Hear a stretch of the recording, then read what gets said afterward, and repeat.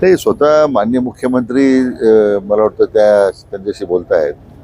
मग कालही राज्याचे महसूल मंत्र्यांनी सर्व आंदोलक जे आहेत त्यांना चर्चेचं निमंत्रण दिलं होतं. मात्र माध्यमातून जे पाहायला मिळतं मला त्यात बच्चू कडू जे आहेत ते काही सरकारच्या निमंत्रणावरून त्या ठिकाणी चर्चेला गेले नाही. मला वाटतं माननीय मुख्यमंत्री स्तरावर कार्यवाही सुरू आहे. बहुतेक चर्चा सुरू आहे. बघूयात काय पुढं कशा पद्धतीने प्रगती होते. बच्चू कडूंची मागणी आहे की आंदोलन स्थळी सरकारच्या शिष्टमंडळाने यावं आणि आमच्याशी चर्चा करावी अशी ती मागणी लावून जोर बसलेले आहेत. नाही केलं तर रेल रोको आंदोलनाचा इशारा त्यांनी दिला आहे.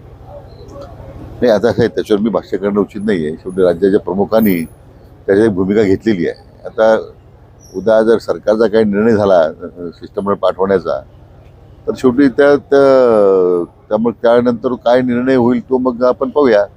परंतु मला एवढंच आपल्याला सांगायचं आहे की आणि बच्चूभाईंना की सरकारने आपल्याला निमंत्रण दिलंच होतं चर्चेसाठी, तर तुम्ही चर्चेला यायला पाहिजे होतं. म्हणजे काहीतरी चर्चेतूनच मार्ग निघू शकतो. 7-12 कोरा केल्याशिवाय आम्ही मागे हटणार नाही ही जी भूमिका आहे या भूमिकेमागे तुम्ही कसं पाहता या भूमिकेला की कुठेतरी चर्चा केल्याशिवाय अशी भूमिका मांडणं आणि अशी मागणी करणं? असं की यापूर्वी महायुती सरकारनं आणि मान्य देवेंद्र मुख्यमंत्री असतानाही दोनदा आपण कर्जमाफी सरकारनं दिलेली आहे. शेवटी शेतकऱ्यांना अडचणीच्या काळात मदत करणं ही आमच्या सरकारची प्राथमिकताच आहे.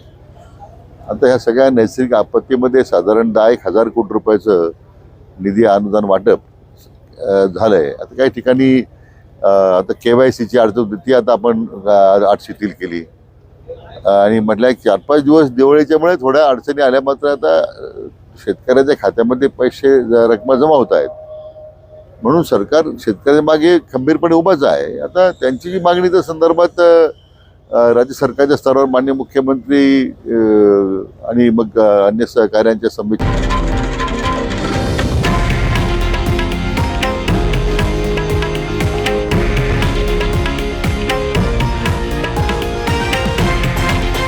हे आहे देशातील नंबर 1 न्यूज नेटवर्क आणि आपण पाहत आहात TV9 मराठी, एकमेव.